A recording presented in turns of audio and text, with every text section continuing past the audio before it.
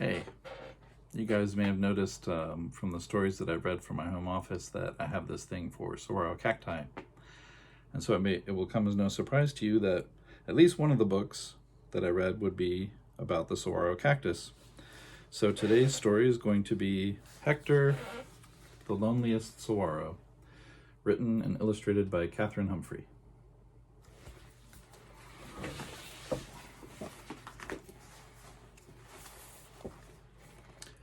Far across the land, under the hot Sonoran sun, over the gurgling Gila River and past the cool shadows of the purple-painted mountains, you'll find hundreds upon thousands, if not millions, of a kind of thick, fleshy, succulent plant with sharp, pointy spines, where leaves might be, and brilliantly colored crowns of flowers and fruit, for just quick flashes of time after the monsoon rains have come and gone.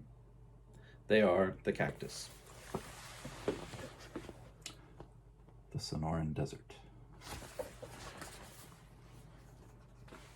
You will find short, stout Arizona barrel cactus, Santa Cruz beehive cactus, down the road from the common beehive cactus, the bunker hedgehog, next door to the scarlet hedgehog, the Arizona claret cup, the Barbary fig, the beavertail prickly pear, hardly distinguishable from the tulip prickly pear, the purple prickly pear, or the bunny ears prickly pear.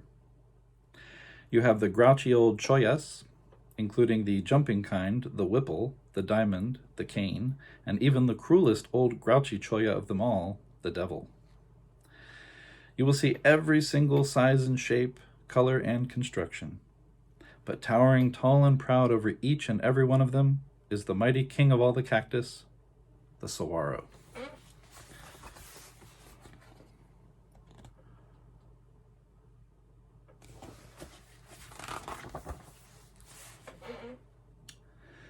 The saguaros grow and gather together into every manner of configurations, often linking arms, pointing at one another, gesturing excitedly in different directions, drooping low, reaching high, with arms upon arms bursting forth from their trunks only after their 75th birthday. Some saguaros grow over 50 feet tall and live up to 200 years, sometimes sporting a multitude of arms, sometimes bringing forth none. They mix and mingle to fill a desert dance floor of skyscraping characters, all sprinkling the mountainside and sandy flats, together in a symphony of spines and gradations of green. There the saguaros, as far as the eye can see and farther than a herd of javelina might ever think to wander.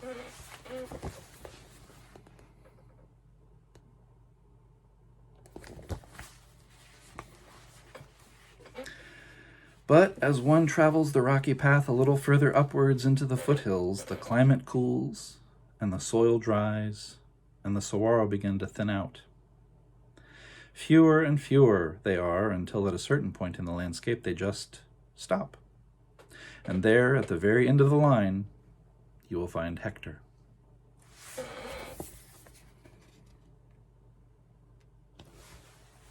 Hector is absolutely, definitely for sure, the very last saguaro. He stood there at his post, marking either the beginning or the end of his circle of spindly, spiky friends, for only as many years as it took for him to grow two very proper arms out of his thick and proper trunk, as his roots wove through the rocks and sand beneath him into a circle as wide as he is tall. As far as cactus go, Hector is a fine specimen. He is certainly in his prime. But Hector is undoubtedly, definitely for sure, the very loneliest saguaro. He doesn't remember exactly how long he has been there, or even when he grew his first arm. He does, however, remember the second. It began as a bit of a bother, then formed into a tiny round ball, not even remotely arm-worthy whatsoever, and of which he was actually quite embarrassed. Fortuitously faced in an ambiguous direction between sunrise and sunset, he welcomes each day and closes each evening with equal apathy, despite the glorious colors that dance across the sky for him, without fail or interruption. The stars come out at night whether Hector cares to see them or not. At times he cares very little for them, for they seem as yet another joyous gathering of friends to which he is not invited. Despite his loneliness, Hector is proud of his position, marking either the beginning or the end, depending on which direction one was headed and one's perspective about such things. But ultimately, he is alone. This is not to say that Hector isn't quite a resilient little cactus who has cultivated a habit of looking on the bright side of life. In the spring, temperatures warming, he grows a fluffy crown of papery white flowers with pale yellow-orangey centers at the end of each arm. These are the days when the bees come to visit.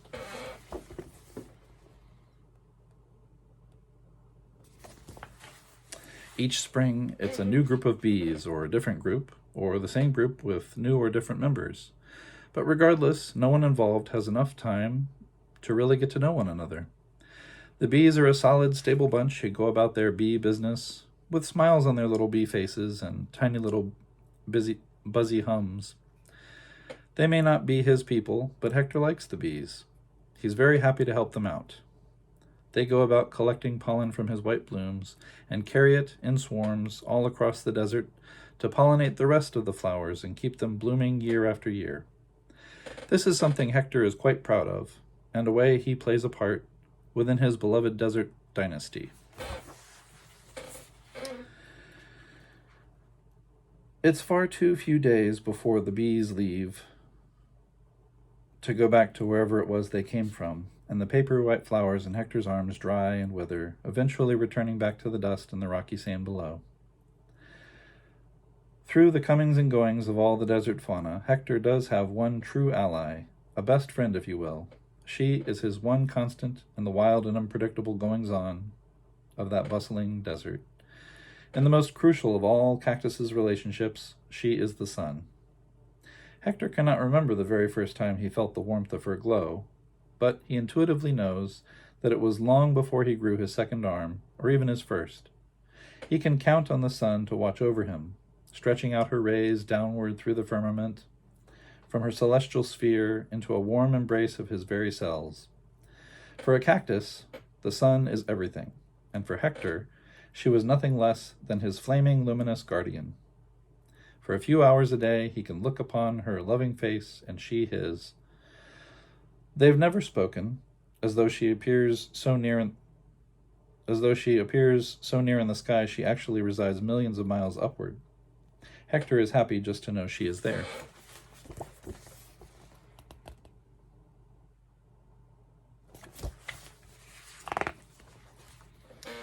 The bees gone and the stars ever brighter, Hector once again stands sentinel on the sandy slope of his Sonoran home, alone.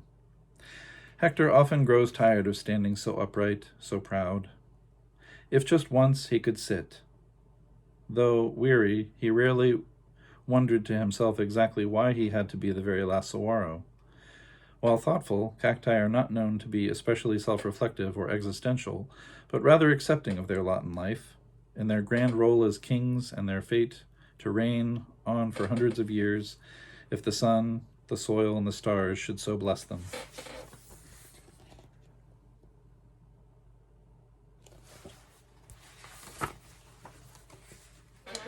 Without question or hesitation, Hector would tell you that his favorite time of year is the final days of his summer month, of the first summer month, for that is when the birds arrive, his flowers long gone, making way for the bright red cactus fruit that have ripened across the top ridge of his crown, and the perfect secluded spot for the birds to sit and rest and to have a little snack of ruby red cactus fruit and those delicious black seeds.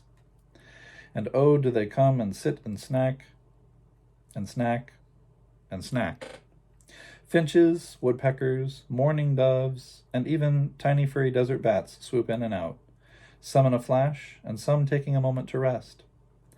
The birds are a cheery, upbeat bunch who go about their bird business with beaky smiles on their little birdie faces and sweet chirpy barks.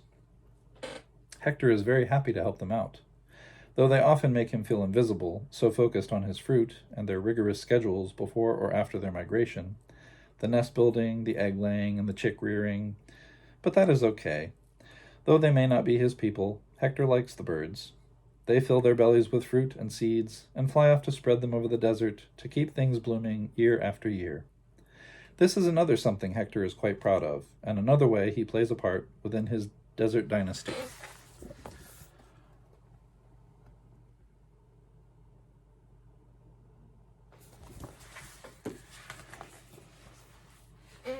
As the days grow longer and hotter, and the ruby-red fruit was eaten up and shriveled away, Hector again felt very alone. He thought of the bees and the birds and the stars, and tried to feel love for them and not sadness that he wasn't exactly one of them. Still he held his head high and his trunk straight, and continued standing sentinel at his post, marking either the beginning or the end, depending on which direction one was headed, and one's perspective about such things. But then the breeze blows a bit heavier in the evenings, and the first chill turns to the first frost. The desert is so quiet during those winter days, and silent, more still in the cold winter nights. The stars are even brighter, and while they still make him feel alone, he cannot look up at them through the clear black sky without thinking to himself just how very beautiful they are.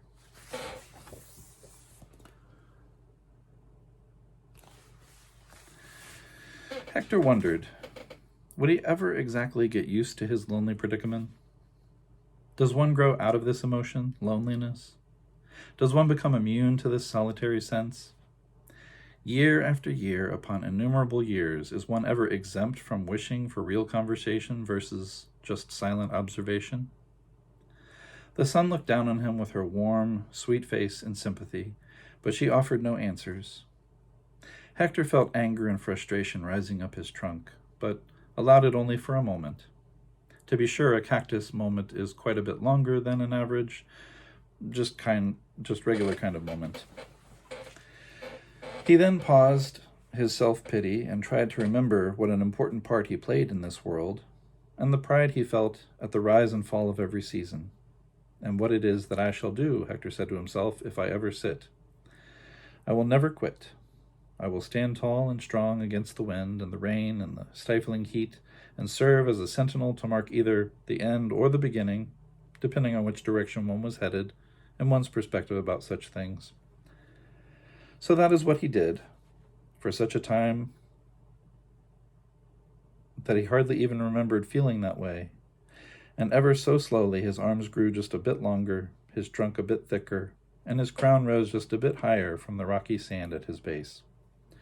Once again, Hector was proud, but ultimately still alone. One winter morning, the sun rose up just a little earlier and a little bit higher than usual. Stark shadows were thrown across the packed sand, through the brush and rocks, and up the side of the slope, making strange shapes that Hector had never seen before, nor even dreamt about. Looking down, all around him, and paying more attention than usual, Hector noticed something far below him at his base. Amid a few sun-bleached stones and a line of honeypot ants marching past was a tiny, fuzzy lump popping up through the dirt, right here at Hector's feet. Or rather, at the foot of Hector's trunk, as it is commonly known that Cactus has no feet. Not even a jumping cholla.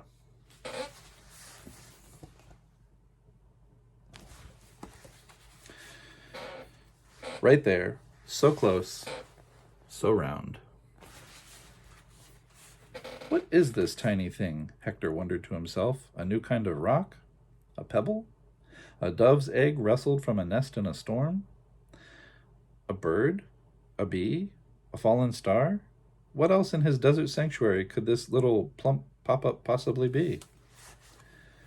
A few days passed and Hector was unsure why the breeze had not blown the object down the slope, or a bird had not come to chew it up and take it away. There it sat, a small bumpy mound. Not much was happening in those cold days of winter, with the animals burrowed under the ground and the streams dried up and the bees gone south. So Hector just watched and wondered and waited. Some days he forgot about the fuzzy bump, as the skies distracted him with their deepening colors, while the winter waved goodbye and the springtime said hello. The butterflies came to visit, like the painted ladies and the Sonoran blues, flitting around the low desert scrub in colorful armadas. Some nights he forgot about the bump, too busy watching the warblers navigate along a sparkly line of planets. Days and nights, nights and days, Hector stood alone at his post, doing his part for the desert and smiling at his friends as they came and they went. But ultimately, Hector was still alone.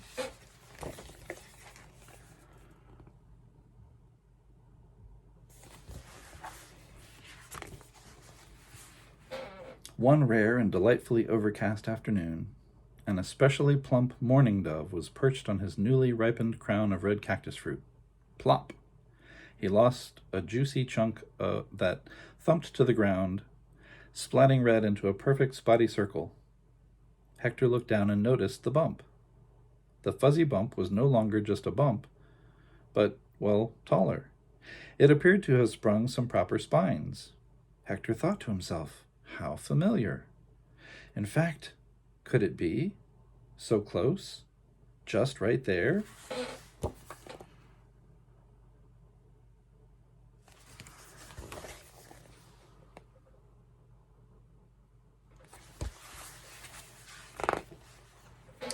Hector paused, craned over, and peered down as far as a proper cactus, such as he could possibly reach, and whispered, "Hello?" "Hello," the bump said back, and she smiled. Hector quickly stood back up, aghast. He paused for a minute, gathered his manners, leaned as far back over as a proper cactus such as he could possibly reach, and whispered nervously, "I'm Hector," in a quiet voice, as to not scare the little fuzzy thing. "It is so very nice to meet you," he said with a timid grin.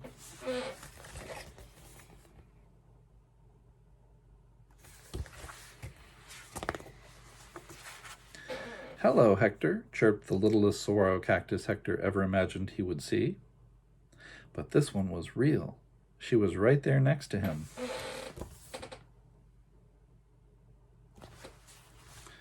"What are you?" she asked.